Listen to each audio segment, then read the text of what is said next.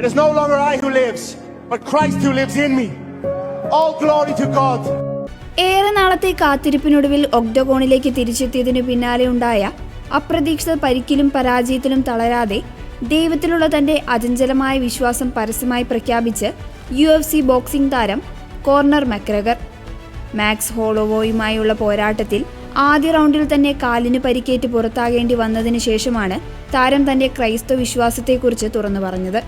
പിന്നാലെ മാധ്യമങ്ങൾക്ക് നൽകിയ ഒരു അഭിമുഖത്തിൽ വിശുദ്ധ ഗ്രന്ഥത്തിലെ ഗലാത്യക്കാർക്കെഴുതിയ ലേഖനത്തിലെ 2-ാം അധ്യായത്തിലെ 20-ാം വാക്യമായ "ഞാൻ ക്രിസ്തുവിനോടുകൂടി ക്രൂശിതനായിരിക്കുന്നു, ഇനിമേൽ ഞാനല്ല ജീവിക്കുന്നത്, ക്രിസ്തുവാണ് എന്നിൽ ജീവിക്കുന്നത്" എന്ന വചനം ഏറ്റുപറയുകയായിരുന്നു. എൻ്റെ ഇപ്പോഴത്തെ ഐഹിക ജീവിതം എന്നെ സ്നേഹിക്കുകയും എനിക്ക് വേണ്ടി തന്നെ ബലിയർപ്പിക്കുകയും ചെയ്ത ദൈവപുത്രനിൽ വിശ്വസിച്ചുകൊണ്ടുള്ള ജീവിതമാണെന്നും അദ്ദേഹം പറഞ്ഞു. പരാജയത്തിന്റെ വേദന കഠിനവും ഇരുളടഞ്ഞതുമാണെങ്കിലും താൻ അതിന് കീഴടങ്ങില്ല എന്ന് മക്ഗ്രഗർ വ്യക്തമാക്കി.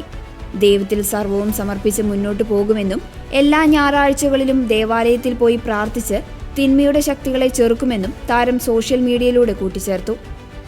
മത്സരത്തിന് ശേഷം സമൂഹ മാധ്യമങ്ങളിൽ വിശ്വാസപ്രമാണം പങ്കുവച്ച മക്ഗ്രഗർ ദൈവത്തോടുള്ള തന്റെ സ്നേഹവും വിശ്വാസവും യാതൊരു നിബന്ധനകളും ഇല്ലാത്തതാണെന്ന് സാക്ഷ്യപ്പെടുത്തി. എൻ്റെ ഹൃദയം സങ്കടത്താൽ ഭാരമുള്ളതാണെങ്കിലും ക്രിസ്തു എൻ്റെ മനസ്സിനെ തികച്ചും ബലമുള്ളതാക്കി മാറ്റിയിരിക്കുന്നു. ജീവിതത്തിൽ ഞാൻ വരുത്തിയ ആത്മീയമായ ഈ മാറ്റങ്ങൾ താൽക്കാലികമല്ല, മറിച്ച് ശാശ്വതമാണ് എന്നും അദ്ദേഹം കുറിച്ചു. മനുഷ്യന്റെ സാഹചര്യങ്ങളെക്കാൾ ദൈവത്തിന്റെ പദ്ധതികളിലാണ് താൻ വിശ്വസിക്കുന്നതെന്നും ഈ പരാജയം തന്റെ കഥയുടെ അവസാനമല്ല എന്നും മക്ഗ്രഗർ പറഞ്ഞു. ശസ്ത്രക്രിയയ്ക്കും ദീർഘനാളത്തെ വിശ്രമത്തിനും ശേഷം വീണ്ടും റിങ്ങിലേക്ക് തിരിച്ചെത്താനുള്ള തയ്യാറെടുപ്പിലാണ് താരം.